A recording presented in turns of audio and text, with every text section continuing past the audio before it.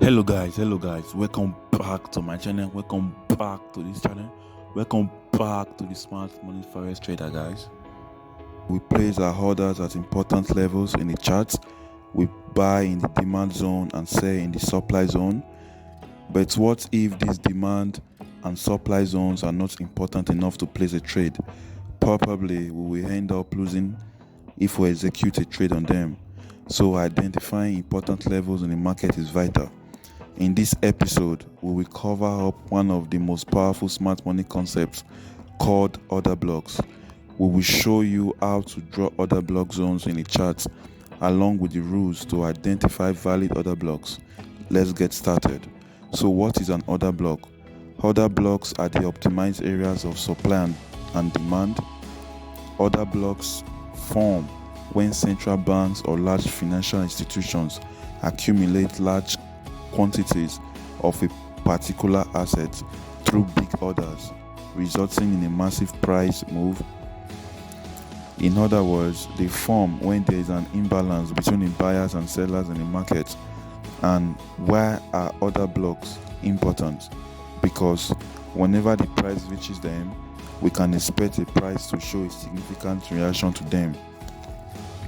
In the bullish scenario, the last candlestick before starting a drastic bullish move will be identified as the order block zone, or the first weak bullish candlestick before the start of a drastic bullish move. The same thing applies to the bearish scenario. So let's look at these examples and see if we can identify the order blocks. Here we have a heavy bullish uptrend, and you can quickly point out the drastic moves caused by the market imbalance between the buyers and sellers. Look and see if you can spot the order block zones.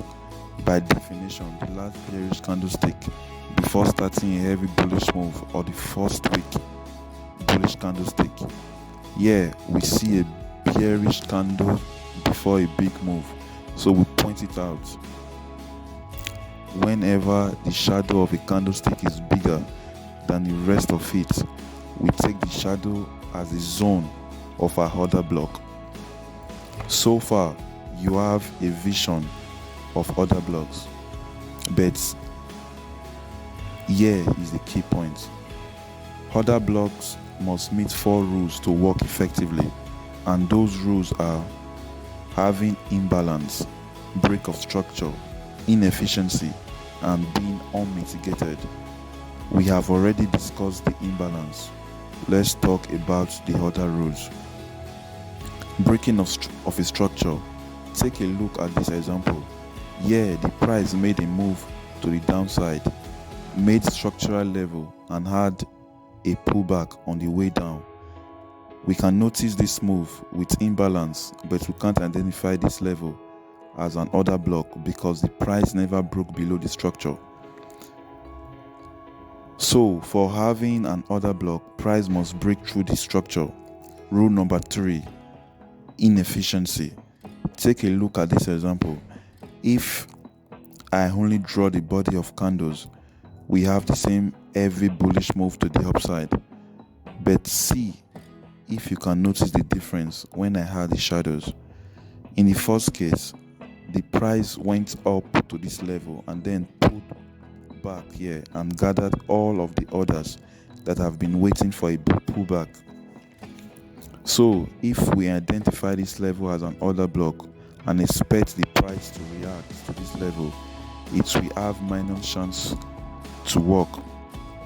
But look at the other scenario.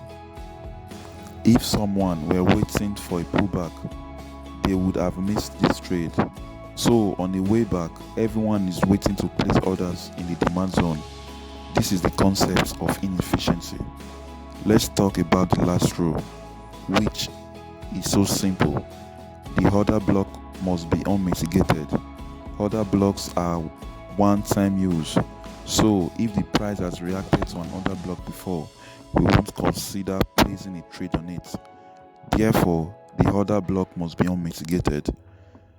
So that's it, traders. Thanks for watching. Please support us by liking and subscribing to this channel, and comment down below if you have any questions. See you again in the next episode.